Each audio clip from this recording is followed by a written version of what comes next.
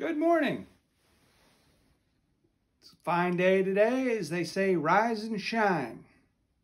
Well, you can see I got my Sunday go-to-meeting clothes on today because we're going to go to two meetings. One of them short, one of them long. But it was the only time the Sunday go-to-meetings was when the men, the farmers, and the families all got together. They went to church in the morning and they had their meetings of the men because the ladies were not allowed. And they would discuss all of the necessary items that needed to be discussed. And it was called a town meeting, and they were usually every Sunday. But that's not the meetings that we're going to. We're going to go to a meeting, the First Continental Congress.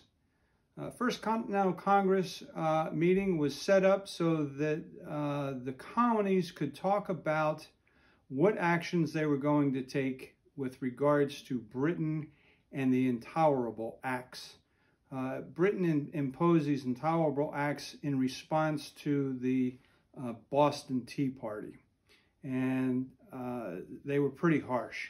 So the First Continental Congress, there was 12 colonies there. Georgia did not send representatives because Georgia, they still were on the fence. They kind of liked being under British rule, and they didn't have any real hardships with them, so they didn't send any representatives.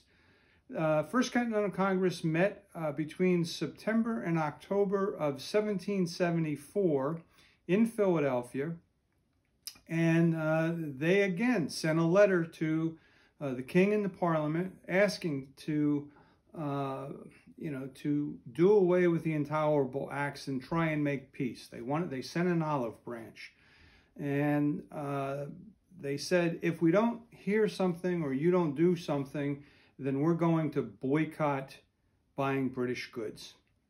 And the king just ignored them, didn't do anything. So the colonies started boycotting English goods.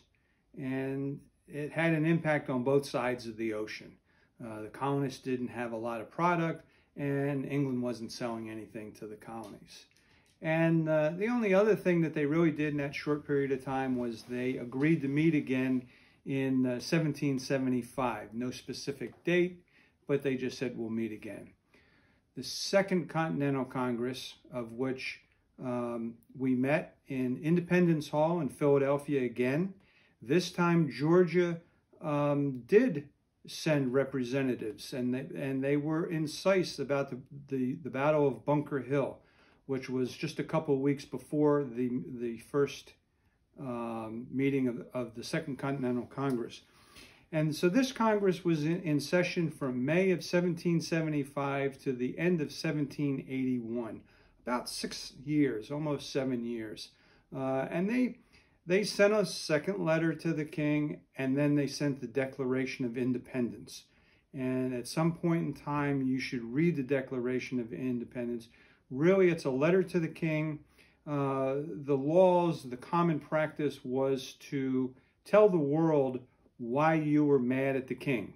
And so that's really what the Declaration of Independence does. If you read it, it lists all of the things that the king is doing to the colonies that they feel are not proper. So they sent that. They added a couple of people. John Hancock was now a representative, Thomas Jefferson was now a representative, and Ben Franklin was a representative. So they added some pretty powerful people into the mix of the Second Continental Congress than the first. They early on, in response to the Battle of Bunker Hill, created an army called the Continental Army. They also they made the position for George Washington to lead that army. My favorite is they created the United States Navy, of which I had the pleasure of serving for 20 years. So I'm kind of grateful to the guys. They did a good job. They gave me a good job for 20 years. So they met, they set up representatives, ambassadors to foreign countries. Ben Franklin went to France. John Adams went to France, went to Belgium, went a couple other places, and we'll talk about those people later on. But they created money colonial money. Wasn't worth too much, but they made this money, and some people accepted it as good money. They made promotions to Army officers, of which we'll discuss the promotion of Benedict Arnold and the impact that had. So they would meet not always in one session, but they would meet in several small sessions. They would have smaller groups. And the one thing that I want to point out is that the men who signed the Declaration of Independence were traitors to Britain. And Britain said, if we ever catch any of these guys, they're going to hang. So there were some members of the Congress that did not sign the Declaration of Independence because they were afraid of being caught and hung. And to the best of my knowledge, only one person was ever hung for signing the Declaration of Independence. So a brief of what those two did, the two Congresses did. They were effective in what they did. And I got to tell you, we've been talking people, and we've been talking Congresses and this. And like the guys on Boston Square and Common, I'm hankering for a fight.